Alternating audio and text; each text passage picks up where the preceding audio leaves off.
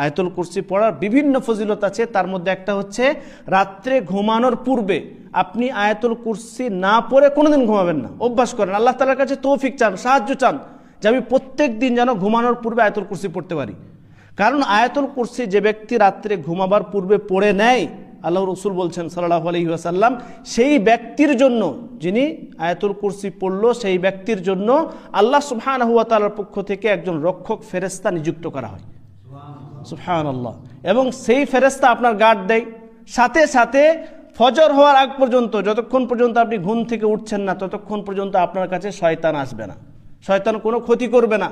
এই যে আজকে আমরা অনেক ধরনের বিভিন্ন ধরনের সমস্যায় ভুগি, রাত্রে ভয় পেয়ে যায়, কত রকম হয়। আমি তো দোয়া পড়ি না, কেন? আয়াতুল কুরসি পড়তে টাইম লাগে কতক্ষণ? আয়াতুল কুরসি পড়ে ঘুমান, বিশ্বাসের সাথে পড়েন যে এই আয়াতুল কুরসি, সুবহানাল্লাহ, আয়াতুল কুরসির পাওয়ার দেখেন যে আয়াতুল কুরসি যিনি পড়লো তার জন্য একজন নিযুক্ত করা হলো ফেরেশতা, রক্ষক ফেরেশতাকে নিযুক্ত করা হলো, এবং সেই ব্যক্তির কাছে শয়তান আসবে না। সুবহানাল্লাহ। ইনশাআল্লাহ আমরা প্রত্যেক দিন আমল করার চেষ্টা করব।